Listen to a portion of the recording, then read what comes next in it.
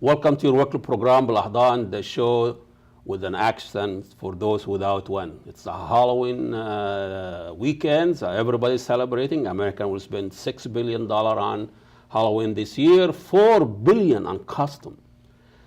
Speaking of customer, this is the first time, post-ISIS era, and so you have ISIS customer going on. Custom of Halloween, it is when the American let their hair down and show their big, ignorance and we show our ignorance and bias and bigotries and all. So I've been watching those ISIS custom that people are actually amused and posting them out of the social media, Facebook and Twitter. And it's very interesting to see those ISIS customers. It's usually a man that is dressed like an ISIS fighter, fully covered. He might have like a gangster or pop culture kind of a symbol, but it's interesting to watch the woman that always next to this man, which is ISIS fighter. This is ISIS Western woman, and if you look at this woman and how they dress it, it's usually scantily, almost naked, wearing a very short leather, sexy, and standing a very seductive way next to her man. And covering her face like Muslim face, burqa or whatever, but the rest of her body is revealed. And if you look how this relationship, even here in the Western culture, where the Hollywood customer is a cultural appropriation, help me out here, Al, of other culture, we try to really kind of reduce other culture to a symbol like native chiefs and German and wicked greedy Jew and Arab sheikh and all that. We've gone through that, but it's interesting to see the ISIS custom now coming to town, and I'll bet you no Arab or Muslim will dare to wear the ISIS customer this year. This is a white privilege that they can do this stuff.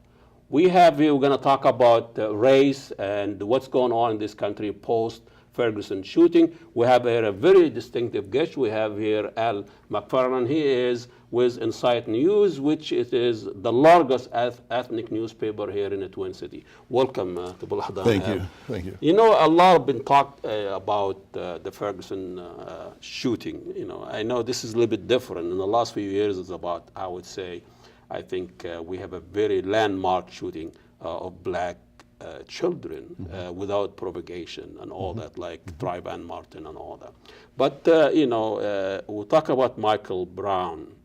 This is an 18 years old boy. He was just walking the street. Everybody does that. Jaywalking is everywhere. And usually the police ignore it. But it seems like blacks are criminalized and penalized for doing ordinary things. Right. Like Martin was just having a candy or something. So tell us a little bit, what is the significance of the Ferguson shooting? Are we bringing racism back here, or this is a police brutality issue, or how did you cover that story? Well, racism has never left, number one. Exactly. And the significance of Ferguson is that it allows us to look closely, to put a microscope on the dynamics of the murder of black children and the police violence against the black community. A microscope on the systemic marginalization of black voters, of black civic participation. It allows us a laboratory to examine how all that occurs supposedly in the post-racial era. The post-racial era has not occurred. We still are in a racist society, and white supremacy remains the order of the day. A little bit different in the way it implication of it? A little bit subtle or so? Well, I don't think so. I think Really? it's in your face still every day. And it's from aggressive and mean things like Ferguson, the loss of a life, a policeman feeling that he has the right, or out of fear, whatever it is, it's okay for him to shoot and kill this kid. A young kid. A young kid, and then the society organizing to justify it I see. and to It's make it interesting okay. you said that, because when Pew Research done a study like 4 days after that, it's like, 80% of African Americans think race has something to do with the shooting. And only 30% or so white think race has something to do with it. But the country is still divided. Right. Well, and that's a product of the what I call systemic propaganda to color the contact between African Americans, black people, and white people in ways that allow whites to not deal with the history of this relationship. The relationship between black people and white people is an ugly relationship. It's not benevolent. The history. It's not kind. It's a relationship that is based on the enslavement and the enslavement by force and murder, right? The theft of life, the theft of labor of African people over hundreds of years, the modified, continued theft of that labor and the loss of life of African people under the Jim Crow era and under the system of segregation. And the reality, though, from our point of view, is that we continue to fight, to resist, and maintain our commitment to dismantle white supremacy in this country and in the world. The gift that African people are to this country is our belief that there is value and meaning in the principles of democracy. What a concept. Isn't it amazing? And it's phenomenal that the framers of the Constitution, the authors of this concept of American democracy, were slaveholders. And they figured out, they couldn't figure out, or they figured out how to both maintain humans in bondage and at the same time profess life, liberty, and pursuit of happiness. Our role has been and remains to bring truth. The African, The enslaved, the victims of European conquest and enslavement. Our role has been and remains to bring liberation and freedom, both for ourselves and for the rest of humanity, and to prove that the concept of egalitarian democratic opportunity it's a human is real. concept. It's not a white concept. Absolutely. And so that's what we're doing. And so Ferguson is one of the places to do that. So I mentioned Ferguson, but the Ferguson thing is no different from an average shopper. Yeah, North Minneapolis or Downtown Minneapolis, at say at 7-Eleven or something. Saks Fifth Avenue, going in Yeah. and looking to buy a purse, Yeah. right? And a black woman walks up, a white woman walks up to the counter. The service person always defers to the white person and asks the black person to wait. That's what happens here.